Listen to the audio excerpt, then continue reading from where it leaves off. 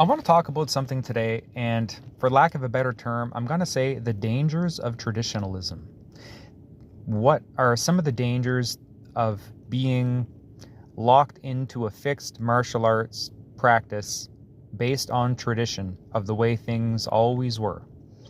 Number one, I'll just start by saying, I had a conversation with a coworker the other day, and he was telling me, he's not scared of karate because they do high kicks and they don't hurt. Number one, high kicks do hurt. If you've ever changed a toddler's diaper and they kick you in the face by accident, you can get rocked by a toddler. How much more could you get rocked by a trained professional, especially if you're not trained to handle those blows yourself? Okay, so that argument's thrown out the window. But number two, I got to thinking and I said, well, you're missing the essence of what martial arts is about. The way they've done things hundreds of years ago, or maybe even 1,000 or more years ago, are obviously going to be different than today. Not only that, they didn't have easy access to weapons or body armor in a lot of those cases to be able to fight against those people who would oppress them. And you can read the history of some of those Eastern nations for yourself.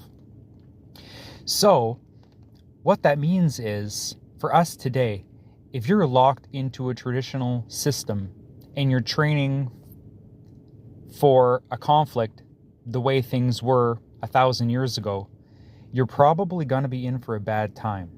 Because I will say this, with the rising popularity of sports like wrestling and MMA and kickboxing and boxing, whatever it is, everybody's in MMA now, everybody's a bodybuilder now, and you can even say, exaggerating of course, everybody in America has a gun now.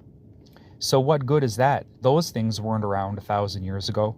I think that it's more important to realize that all these systems are human systems, and the ability to adapt to change is what is really going to shape your martial arts practice if you want to excel and be the best. I'm not saying I'm the best, but it makes sense, right?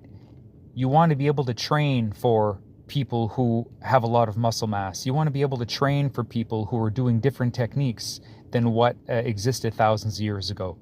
You want to train for de-escalating conflicts that might involve a firearm. What would you do if you spent your whole life training Kung Fu, then all of a sudden somebody points a gun at you from 20 feet away? How good is the Kung Fu going to be?